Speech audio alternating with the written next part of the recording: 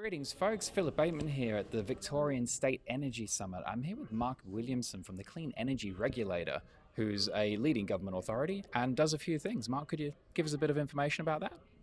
Yes, Phil, there's a range of things that we're pretty excited about at the moment. We get the tenders in for the Australian Carbon Exchange later this month, both to build a new unit register and one or more market operators, we hope. And that'll just make carbon markets a lot more transparent, make it much faster and lower cost for businesses to get involved in carbon markets. A lot more transparency in price and volume, but also guarantee of origin, a world-class assurance system to prove the integrity of claims of low emissions products such as hydrogen, ammonia, and ultimately aluminium and steel and a range of other products.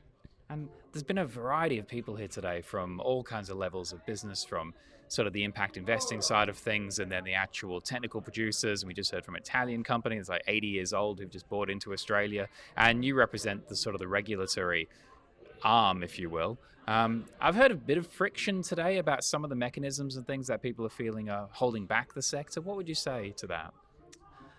Well, just need to clarify our role. We're an economic regulator with an environmental objective, and our purpose is to accelerate carbon abatement for Australia. So we give incentives for both small and large-scale renewables, and some of the friction that you heard talked about today was concern over whether or not there's an integrated approach from other regulatory bodies in relation to setting of Australian standards for distributed energy resources, for example. There's multiple states and governments, states and territory governments, regulators for electrical safety, and ultimately the electrical safety regulations call up Australian standards. So it's that part of the regulatory framework, not the part that we run. We in fact give incentives for rooftop solar and incentive for renewables at all scales. Thank you for that clarification. And that begs the question, how's it going? How's our stuff going? Yeah, I was reading your quarterly carbon market Yes, report, yeah. and the first section of that was saying that at the start of the pandemic, there was a massive uptake in rooftop PV solar for homes. That's tailored off a little bit, but that's probably because the demand got chewed up. Well, it's a great question. Back in 2016, Australia added 750 megawatts of rooftop solar, and we have the highest penetration in the world. Last year, that was 3,200 megawatts. So it's been an enormous growth rate, and the pandemic probably kept it going stronger. We've seen a very strong alignment between ABS data on home improvements and rooftop solar. So everybody was at home during the pandemic and not travelling, and they're spending the money on home improvements, including rooftop solar. We have seen that come off the boil a bit this year as people are spending their money on other things such as overseas trips.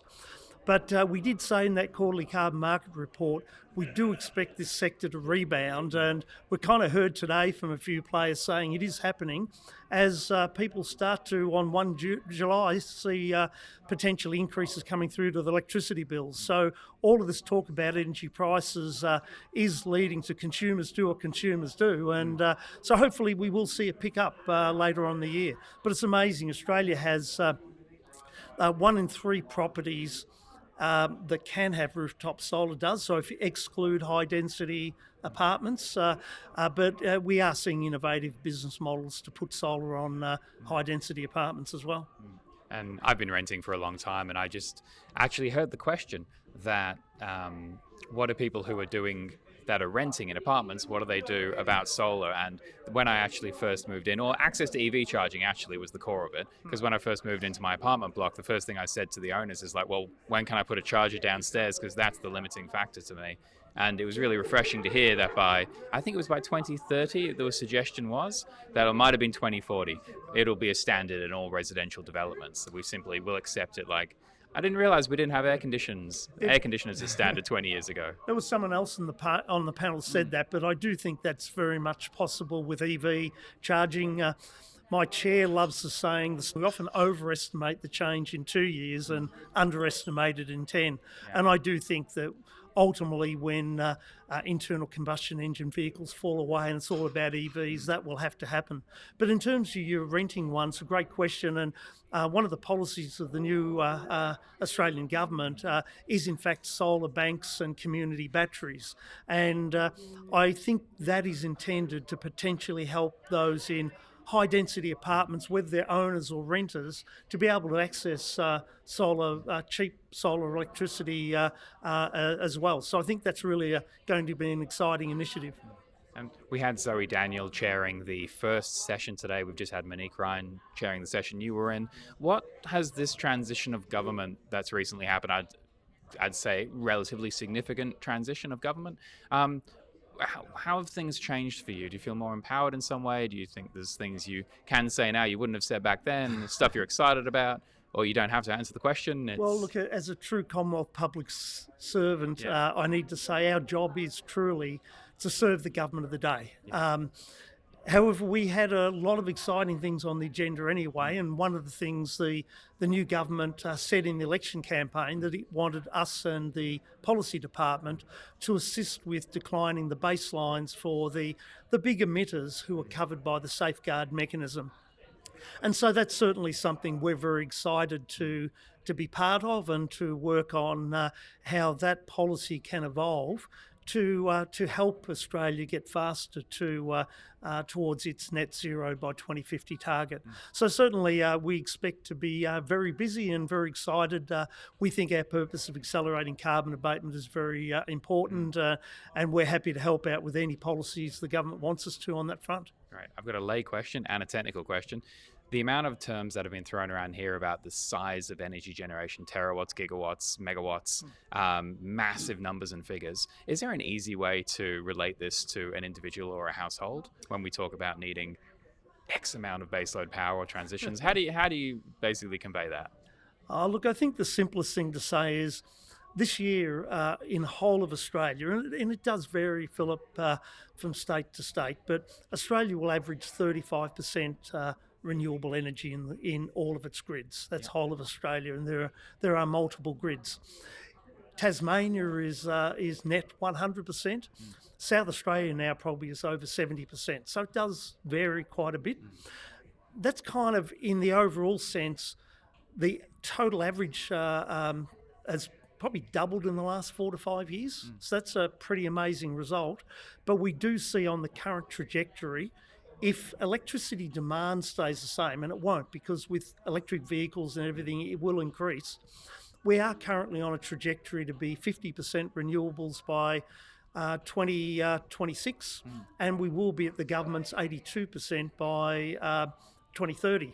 But then as part of electrifying everything, it's going to create enormous demand for more renewable energy, and especially for green hydrogen and ammonia, aluminium and steel. There's a great opportunity for Australia to export its renewable energy in those sort of forms. And that's where Guarantee of Origin comes in to underpin the integrity of those claims and to make sure there's no greenwashing and that confidence is given to purchase those green products. So we are on a fast trajectory. We have, we are potentially making one of the fastest transitions of any country in the world, and that's really exciting. Yeah. I looked through, I think it was about 21 projects you had listed there for the Origin, the Certificate of Origin trial. And the scale of what's going on there is just fantastic. Yes, well, we have really large companies like Fortescue Future Industries with bold plans. So we have a number of really large companies involved in those trials, and that's really designing a new scheme with real commercial players.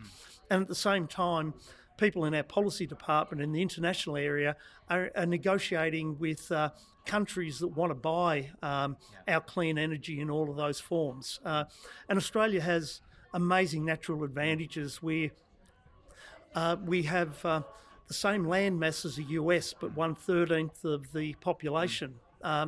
We have better solar and wind resources, but we're the biggest miner of iron ore and bauxite.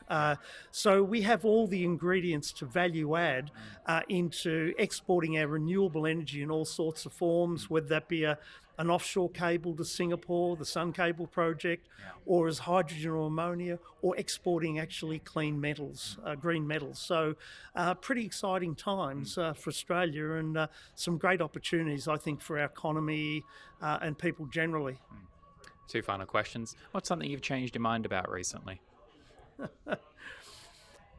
Changed my mind about? That's an exciting question. Well, it wasn't terribly long ago, before the war in Ukraine, and we're seeing these high energy prices, we were seeing ultra low negative pricing through solar during the middle of the day.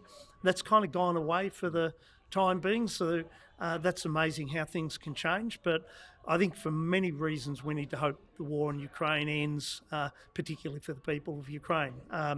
But ultimately things will come back to change. But that's been an amazing transformation where we've gone from negative prices in the middle of the day to such high prices with coal and gas prices going up. And sorry, the second question, Philip, was? Well, the second question I haven't put to you yet, but if there's one thing you wanted people to know about Australia's transition towards a renewable grid, what would you tell them?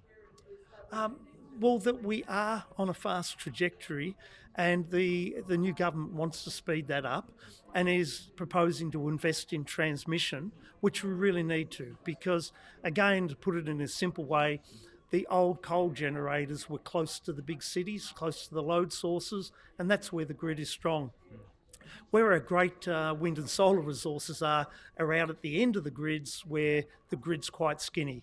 And so we've been going very fast. We need to speed it up, and it will be investing in the grid in a big way. And that's going to be challenging. And so we will need lots of storage along the way. It could be a bit of a bumpy road on this transition, as fast transitions are. But I think Australia is well placed to be a world leader, which is pretty exciting in the space.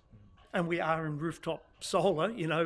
Australians, everyday Australians have done in terms of putting rooftop solar on what no other people in any other country have done. And I think Australians ought to be collectively proud of what they've done. Yeah, really speaks to that individual Aussie innovation thing. Just get it done, eh? And it's people power too, Philip. People haven't all banded together and decided to do this. They've made their own decision that, one, it's a really good business case. The average payback period in most capital cities, particularly if you're working from home, is less than 4 years. Wow. And on top of that, so that's the sort of payback period. And people know that they're doing their bit for the environment and to help reduce emissions in Australia, which is great. Thank you for your time and for your work. Thanks, Phil. Organisational leaders that are hell-bent on changing the world for the better probably don't have the most effective strategy when it comes to digital marketing and video, and that's why I'm here. Get me in touch with them so we can get on this mission and we can create change at a much faster pace.